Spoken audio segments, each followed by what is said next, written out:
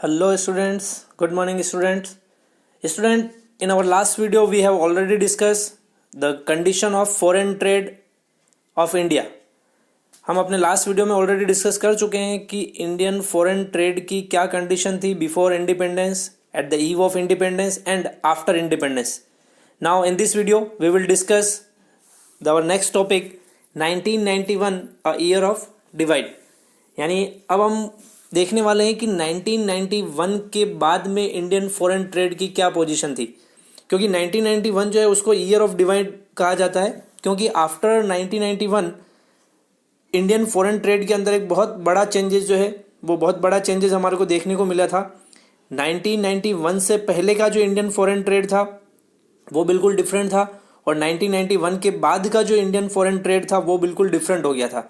तो वो जस्ट हुआ 1991 के अंदर जो इकोनॉमिकल चेंजेस हुए थे या जो इकोनॉमिक पॉलिसीज़ में जो गवर्नमेंट ने चेंजेस किए थे, उन चेंजेस की वजह से 1991 के बाद में इंडिया का फॉरेन ट्रेड जो है उसमें बहुत चेंजेस देखने को मिला. या हम ये कहें कि इंडिया का फॉरेन ट्रेड जो था वो 1991 के बाद में बहुत इंक्रीज़ हो गया, चाहे वो इन टर्म्स ऑफ एक्सपोर्ट हो चाहे इन टर्म्स ऑफ इम्पोर्ट हो. तो गवर्नमेंट ने ट्राई ये किया था कि इम्पोर्ट पर थोड़ा रेस्ट्रिक्शंस लगाए जाए और एक्सपोर्ट को प्रमोट किया जाए. तो इससे हमारा फॉरेन एक्सचेंज रिजर्व जो था हमारे पास में, वो फॉरेन एक्सचेंज रिजर्व भी इंक्रीज़ हुआ, और साथ ही साथ फॉरेन ट्रेड जो था उस फॉरेन ट्रेड के वॉल्यूम में भी चेंजेस आए. तो इसीलिए 1991 जो है उसको ईयर ऑफ डिवाइड भी कहा जाता है, क्योंकि 1991 के बाद में ही इंडियन फॉरेन ट्रेड के अंदर बहुत ड्रामेटिक चेंजेस हम कहें या ड्रास्टिक चेंजेस जो हम कहें वो चेंजेस हमारे को देखने को मिले थे. तो अब अपने जो नेक्स्ट टॉपिक है अपना, उस नेक्स्ट टॉपिक के अंदर हम यही डिस्कस करेंगे कि क्या क्या चेंजेस उसके अंदर हुए थे और किस डायरेक्शन में हुए थे. ये सारी चीज़ें हम इसमें डिस्कस करनी है. तो देखते हैं अगला topic 1991 a year of divide. Study of the behaviour of the Indian foreign trade brings out a significant point that the volume of the trade has tended to gain momentum only after 1990s. जैसा कि मैंने आपको बोला कि 1991 के बाद में या 1990s के बाद में ही इंडियन फॉरेन ट्रेड के अंदर बहुत बड़ा चेंजेस जो है वो देखने को मिला, यानी उसके अंदर गेन हमारे को देखने को मिला. नो डाउट पहले भी इंडियन फॉरेन ट्रेड के अंदर चेंजेस हुए थे. 1951 के अंदर जो इंडियन फॉरेन ट्रेड का तो वॉल्यूम था वो, और 1990 तक जो वॉल्यूम दे रखा था वो उस वॉल्यूम में ड्रास्टिक चेंजेस आए और उसमें इंक्रीज ही देखने को मिला. लेकिन 1991 के बाद में कुछ उसमें ज़्यादा ही इंक्रीज हमारे को देखने को मिला. तो पहले जो ये था इंपोर्ट में इंक्रीज़ हो रहा था, एक्सपोर्ट में भी इंक्रीज़ हो रहा था, लेकिन एक्सपोर्ट के कंपैरिजन में इंपोर्ट में हाई रेट से इंक्रीज़ हो रहा था. लेकिन अब जो है थोड़ा चेंजेस आया है, इंपोर्ट रिड्यूस हुआ है, एक्सपोर्ट इंक्रीज़ हुआ है. तो ये सब क्यों हुआ है ये सब हमारे को डिस्कस करना है. तो देखते हैं आगे दे रखा है हमारे को only after 1990s for a statistical support to this point why it is because. अब हम देखें कि 1991 के बाद में ऐसा क्यों हुआ, तो इसके कुछ रीज़न दे रखे हैं. फर्स्ट रीज़न है till 1990s we were relying on the different trade strategies. 1990 तक जो हमारी ट्रेड स्ट्रेटजीज थी वो कुछ डिफरेंट टाइप की थी.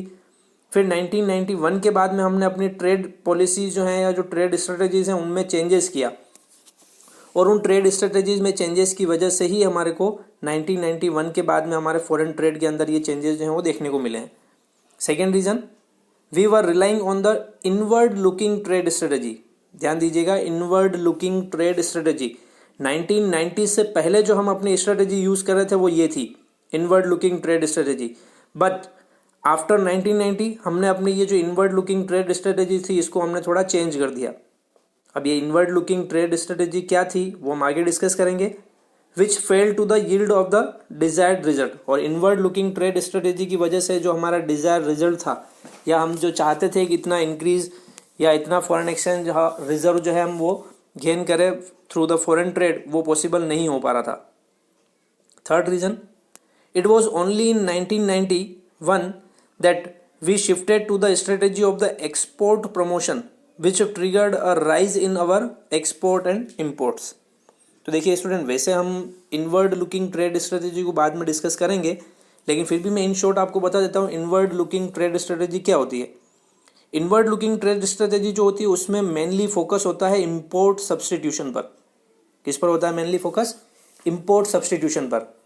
इंपोर्ट सब्सटीट्यूशन का मतलब आप सभी को पता ही है हमने जो अपनी ऑनलाइन क्लास हुई थी उस ऑनलाइन क्लास में डिस्कस किया था इंपोर्ट सब्स्टिट्यूशन के बारे में।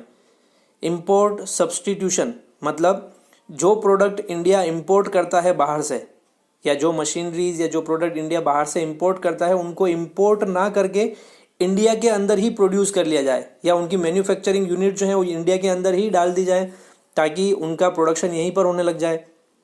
तो इससे क्या होगा, इंपोर्ट सब्स्टिट्यूट हो जाएंगे, यानी अब हमारे को वो प्रोडक्ट जो है वो मशीनरीज है वो बाहर से इंपोर्ट नहीं करनी पड़ेगी, बल्कि वो मशीन हमारे इंडिया के अंदर ही बन जाएगी। तो ये थी इनवर्ड लुकिंग ट्रेड स्ट्रेटेजी। तो 1991 के बाद में हमने क्या किया, इनवर्ड लुकिंग ट्रेड स्ट्रेटेजी की जगह पर हमने एक्सपोर्ट प्रमोशन की जो स्ट्रेटेजी थी उस पर फोकस ज़्यादा किया। यानी अब केवल हम इस चीज़ पर फोकस नहीं कर रहे हैं कि जो प्रोडक्ट हम बाहर से इंपोर्ट करते हैं उनको इंडिया में ही प्रोड्यूस करो, बल्कि हम उस टाइप के प्रोडक्ट इंडिया में बनाने स्टार्ट कर दिए हमने जिनका हम ज़्यादा से ज़्यादा यहाँ पर एक्सपोर्ट कर सकें, ताकि हम फॉरेन करेंसी जो है वो फॉरेन करेंसी हम गेन कर सकें या फॉरेन करेंसी हम ले सकें बाहर वाली कंट्री से। तो इस वजह से 1990 के बाद में जो ये बड़े चेंजेस जो हमारे को इंडियन फॉरेन ट्रेड में देखने को मिले, तो उसके पीछे ये 3 रीज़न थे। ठीक है, फर्स्ट रीज़न तो था हमारा 1990 से पहले हम जो स्ट्रेटेजी यूज़ कर रहे थे उस स्ट्रेटेजी को हमने चेंज किया। सेकेंड था हमने पुराना जो सिस्टम था इनवर्ड लुकिंग ट्रेड स्ट्रेटेजी उसको चेंज किया। और थर्ड हमने इनवर्ड लुकिंग ट्रेड स्ट्रेटेजी की जगह पर एक्सपोर्ट प्रमोशन स्ट्रेटेजी जो है उसका यूज़ किया। तो इनकी वजह से ये बड़े चेंजेस जो हैं वो हुए हैं।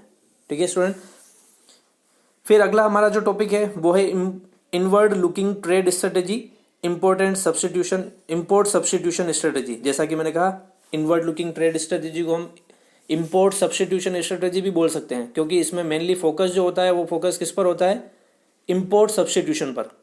ठीक है, तो अब देखते हैं इसको डिटेल में कि क्या है ये स्ट्रेटेजी और क्या इसके गुड और बैड इम्पैक्ट जो है वो फॉरेन ट्रेड पर रहे हैं बिफोर 1990। तो देखिए, inward looking trade strategy refers to the policy of the reliance on the import substitution and protection to the domestic industry through the import restrictions and the import duties in the area of the international trade. Note these points carefully. देखिए, import substitution का मतलब बता दिया है कि import substitution का मतलब होता है production of those goods which India import from the rest of the world. तो इसकी वजह से हमारे को 2 बेनिफिट मिले। एक तो हमारा थोड़ा इंपोर्ट जो था वो इंपोर्ट भी रेस्ट्रिक्ट हो गया, और दूसरा जो मेन बेनिफिट था वो था डोमेस्टिक इंडस्ट्रीज जो हैं उन डोमेस्टिक इंडस्ट्रीज़ का डेवलपमेंट जो है इंपोर्ट सब्स्टिट्यूशन की वजह से हुआ, क्योंकि हम उन प्रोडक्ट्स को इंडिया के अंदर ही या उन मशीनरीज़ को हम इंडिया के अंदर ही प्रोड्यूस करने लगे। तो यहाँ की जो डोमेस्टिक इंडस्ट्रीज़ थी उन डोमेस्टिक इंडस्ट्रीज़ को इसका बहुत बेनिफिट मिला, और उन डोमेस्टिक इंडस्ट्रीज़ का यहाँ पर डेवलपमेंट जो है वो होने लग गया। ठीक है, अब इसको इंपोर्ट सब्स्टिट्यूशन स्ट्रेटेजी या हमारी जो इनवर्ड लुकिंग ट्रेड स्ट्रेटेजी है और इसको डिटेल में समझना है, जिसके लिए हमें कुछ पॉइंट्स दिए हुए हैं। हम इन पॉइंट्स को डिस्कस करेंगे तो हमें पता लग जाएगा कि एग्जैक्टली हमारी ये स्ट्रेटेजी क्या थी। तो जैसे फर्स्ट पॉइंट दे रखा है हमारे को, the import substitution implies the domestic productions of those goods which the economy has been importing from the rest of the world. आ गया मतलब कि इम्पोर्ट सब्स्टिट्यूशन का मतलब क्या है कि domestic productions of those goods which the economy has been importing from the rest of the world, कि जो प्रोडक्ट हम रेस्ट ऑफ द वर्ल्ड यानी बाहर से इंपोर्ट कर रहे थे उनका प्रोडक्शन डोमेस्टिक टेरिटरी में ही करना स्टार्ट कर दें। This is a strategy to save the foreign exchange by restricting the volume of import. इसकी वजह से हम क्या कर पाएंगे, अपना जो फॉरेन एक्सचेंज है यानी हमारे पास में जो फॉरेन करेंसी का रिजर्व्स है, हम उन फॉरेन करेंसी के रिजर्व्स को सेव कर पाएंगे। क्योंकि अगर हम बाहर से इंपोर्ट करेंगे नहीं तो हमें बाहर वालों को पेमेंट नहीं करना पड़ेगा। तो इस वजह से हम क्या करेंगे, जो फॉरेन एक्सचेंज है यानी फॉरेन करेंसी जो है वो फॉरेन करेंसी हम बचा करके रख सकते हैं। ठीक है, तो ये तो क्या फर्स्ट पॉइंट हमारा। अब देखते हैं second point, the foreign exchange being extremely scarce. क्या है कि फॉरेन एक्सचेंज यानी हमारे पास में जो फॉरेन करेंसी का रिजर्व्स है वो बहुत ही कम है हमारे पास में, was to be utilize for the development of the imports, referring to the import of such plant and machinery which is essential for the growth and development but cannot be produced domestically owing to the lack of the technology or the lack of the investment funds। अब जो हम पैसा या foreign trade exchange जो था, हम foreign exchange को save कर रहे थे just because of import substitution. अब उन पैसों का यूज़ जो है, अब उस फॉरेन करेंसी का यूज़ जो है हम किसके लिए करेंगे, उस टाइप की डेवलपमेंटल इंपोर्ट्स में जो कि बहुत ज़्यादा कंपलसरी हैं, या हम ये कहें कि हम जो पैसा बचा रहे थे फॉरेन एक्सचेंज, उस फॉरेन एक्सचेंज का यूज़ जो है केवल उस टाइप की मशीनरीज या प्रोडक्ट्स या और भी जो एसेंशियल आइटम्स हैं जो यहाँ पर अवेलेबल नहीं हैं और जो डेवलपमेंट के लिए बहुत नेसेसरी हैं, केवल उन्हीं प्रोडक्ट्स पर उसका खर्चा जो है वो किया जाएगा। तो मेरे कहने का सीधा सा मतलब ये है कि इंपोर्ट सब्स्टिट्यूशन के थ्रू जो हमने फॉरेन एक्सचेंज बचाया है, उस फॉरेन एक्सचेंज का यूज़ उन मशीनरीज को इंपोर्ट करने में किया जाएगा जो डेवलपमेंट के लिए कंपलसरी हैं और डेवलपमेंट को थोड़ा स्पीड दे सकती हैं। तो दूसरा पॉइंट हो गया हमारा। थर्ड पॉइंट जो है हमारा वो है, by adopting the inward looking trade strategy the government prefers to economize the use of the foreign exchange through the import substitution rather than the maximize the generation of the foreign exchange through the export promotion. देखिए, जैसा कि हमने starting में भी discuss किया था, inward looking trade strategy जो है उसको हम इम्पोर्ट सब्स्टिट्यूशन स्ट्रेटेजी भी बोलते हैं, क्योंकि इसमें गवर्नमेंट का जो मेन फोकस था वो मेन फोकस था इम्पोर्ट सब्स्टिट्यूशन पर, ना कि एक्सपोर्ट प्रमोशन पर। तो गवर्नमेंट अभी तक जो केवल फोकस कर रही थी वो केवल इम्पोर्ट सब्स्टिट्यूशन पर ही फोकस कर रही थी, एक्सपोर्ट प्रमोशन पर उसका अभी तक ध्यान नहीं गया था बिफोर 1990s। तो ये हो गया हमारा थर्ड पॉइंट कि mainly focus on the import substitution rather than the export promotion. Also, fourth point, also the government wanted to protect the domestic industry from the international competitions. इसके साथ साथ में इम्पोर्ट सब्स्टिट्यूशन स्ट्रेटेजी के पीछे एक जो बड़ा रीज़न था वो ये था कि गवर्नमेंट चाहती थी कि हमारी जो डोमेस्टिक इंडस्ट्रीज़ हैं उन डोमेस्टिक इंडस्ट्रीज़ को प्रोटेक्ट किया जा सके फॉरेन इंडस्ट्रियल प्रोडक्ट से, क्योंकि हम जानते हैं फॉरेन से जो बनने के आने वाले प्रोडक्ट हैं वो क्वालिटी वाइज भी बेटर होते हैं, लो कॉस्ट भी होते हैं, कम रेट पर मार्केट में अवेलेबल हो जाते हैं। तो इसकी वजह से हमारी जो डोमेस्टिक इंडस्ट्रीज़ हैं उनको बहुत नुकसान होता है, क्योंकि यहाँ पर बनने वाला प्रोडक्ट जो है वो थोड़ा कॉस्टली होता है, क्योंकि उसकी पर प्रोडक्ट कॉस्ट जो आती है वो कॉस्ट थोड़ी हाई आती है just because of the traditional technology. इस वजह से वो प्रोडक्ट थोड़ा महंगा होता है, तो इस वजह से वो मार्केट के अंदर सर्वाइव नहीं कर सकता है या फॉरेन प्रोडक्ट जो है उनसे कंपटीशन करने में थोड़ा वीक हो जाता है। तो इसको थोड़ा स्ट्रॉन्ग करने के लिए गवर्नमेंट ने इंपोर्ट सब्स्टिट्यूशन पर फोकस ज़्यादा किया।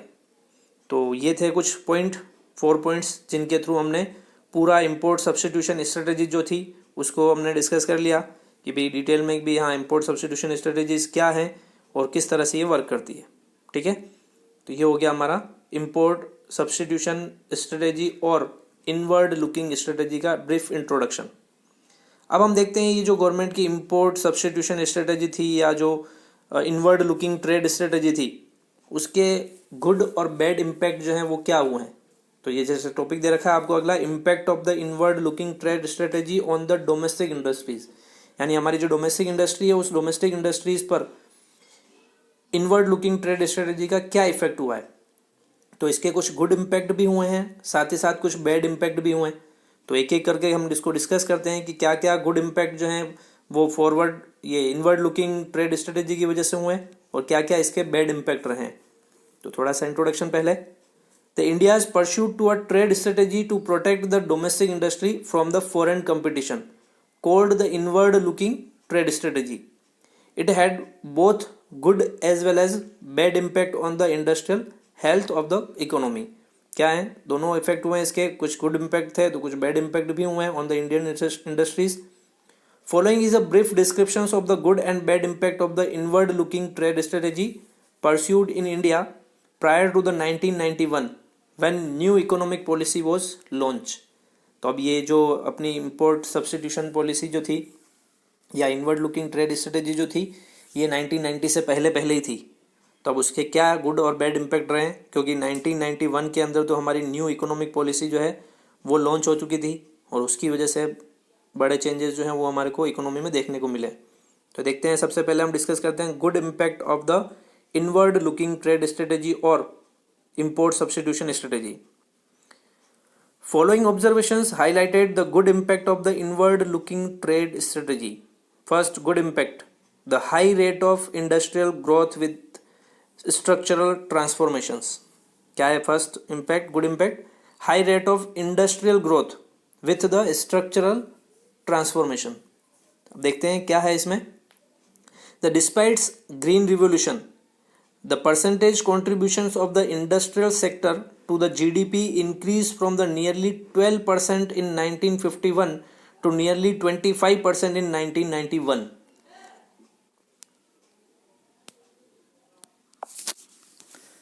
तो देखिए 1951 की अगर हम बात करें तो इंडस्ट्रियल जो कंट्रीब्यूशन था, इंडस्ट्रियल सेक्टर का जो जीडीपी में कंट्रीब्यूशन था वो केवल 12% था.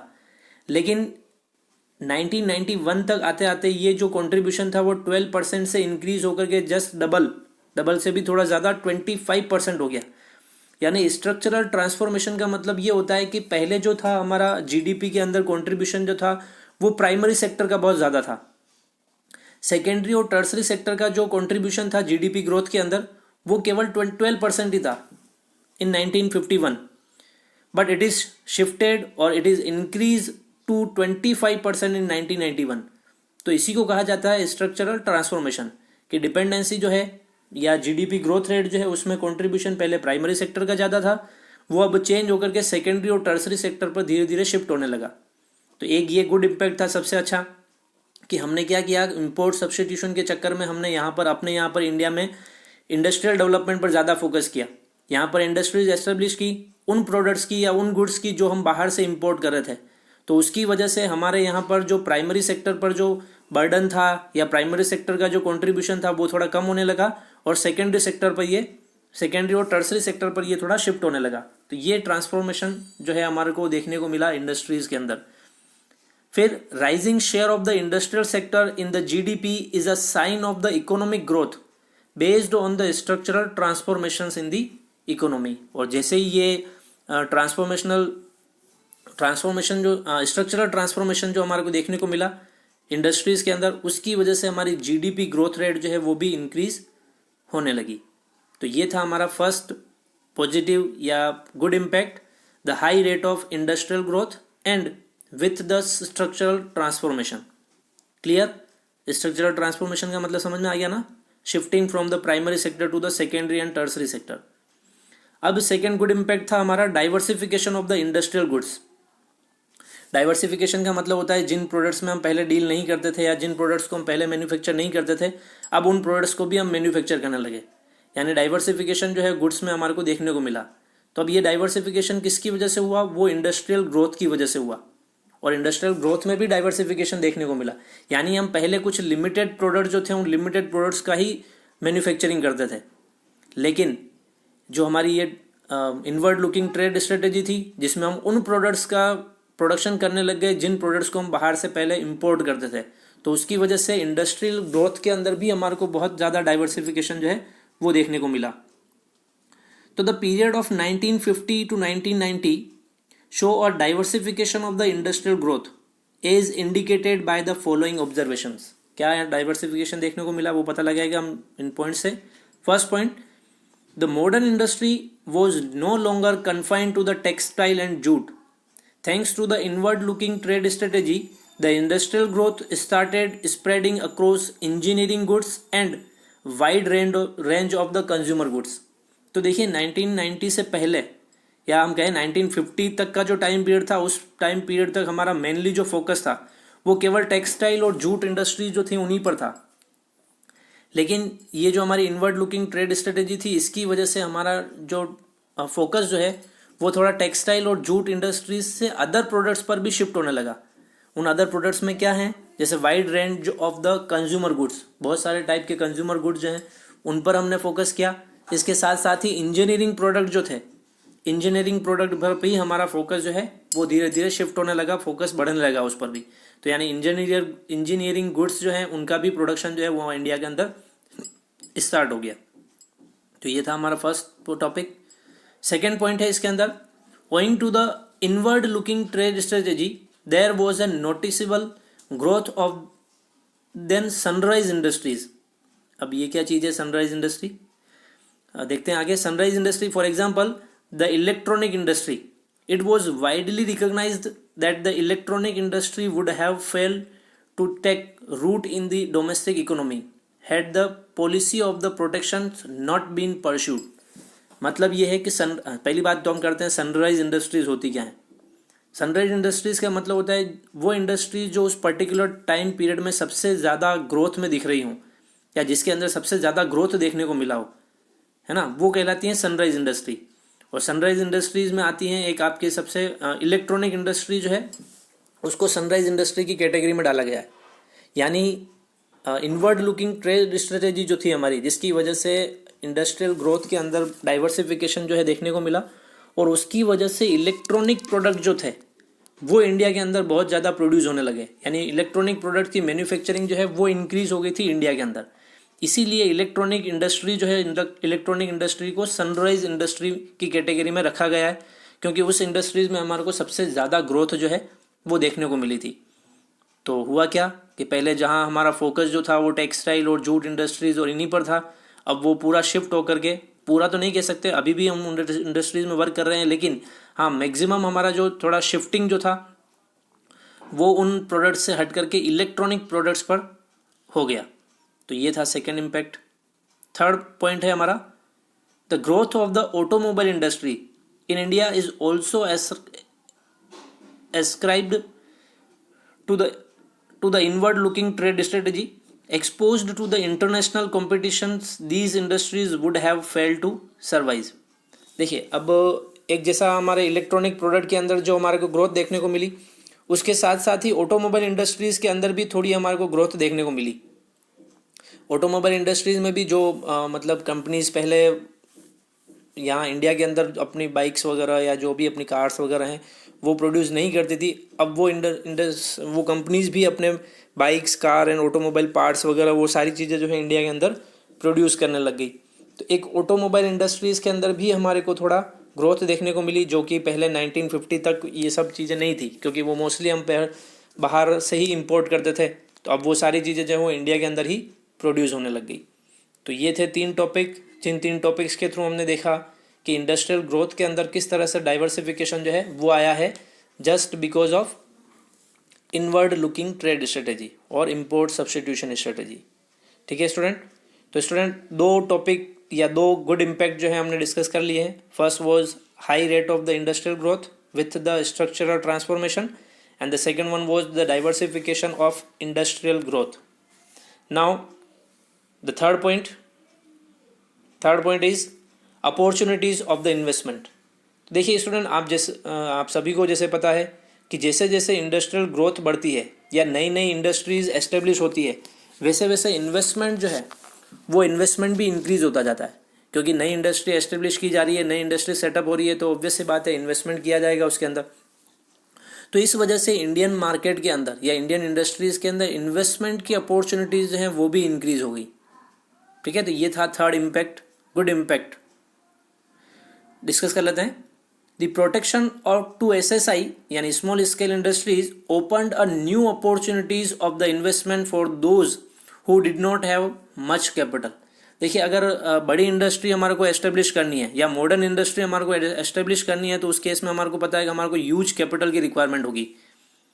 लेकिन SSIs की प्रोटेक्शन की वजह से, यानी SSIs को प्रमोट, स्मॉल स्केल इंडस्ट्रीज को प्रमोट करने की वजह से, अब वो लोग जो बड़ी इंडस्ट्रीज़ में पैसा इन्वेस्ट नहीं कर पाते थे या जिनके पास में अवेलेबिलिटी ऑफ कैपिटल जो था वो थोड़ा कम था, तो वो लोग स्मॉल स्केल इंडस्ट्रीज़ के अंदर पैसा इन्वेस्ट करके या स्मॉल स्केल इंडस्ट्रीज़ एस्टेब्लिश करके या उनको रन करके भी इन्वेस्टमेंट जो है वो इन्वेस्टमेंट अपॉर्चुनिटीज़ का बेनिफिट जो है वो ले रहे थे।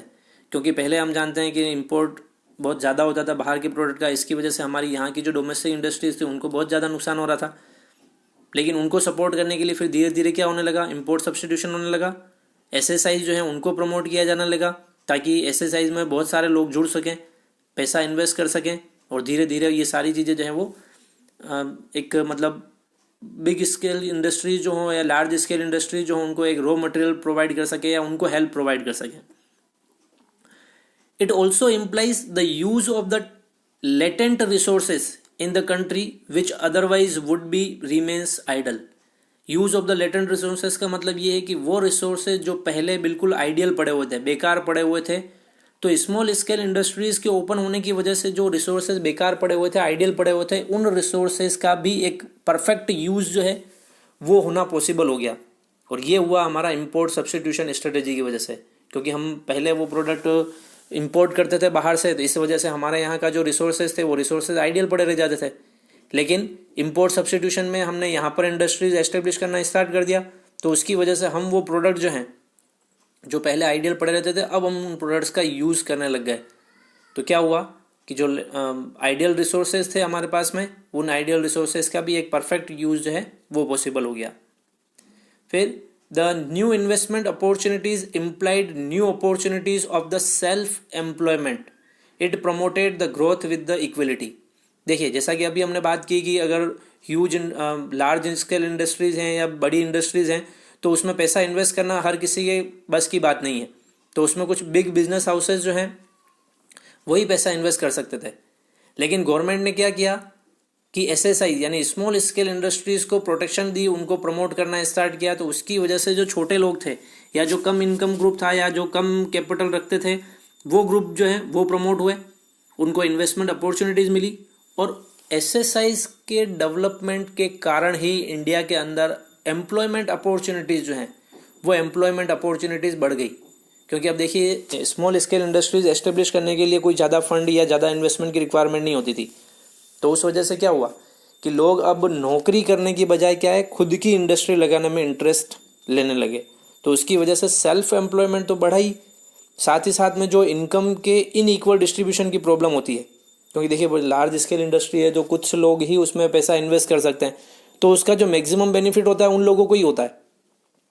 जो लोअर इनकम ग्रुप हैं या जो मिडिल इनकम ग्रुप हैं या जिनके पास में कैपिटल थोड़ी कम है, उन लोगों को इसका बेनिफिट नहीं मिलता है।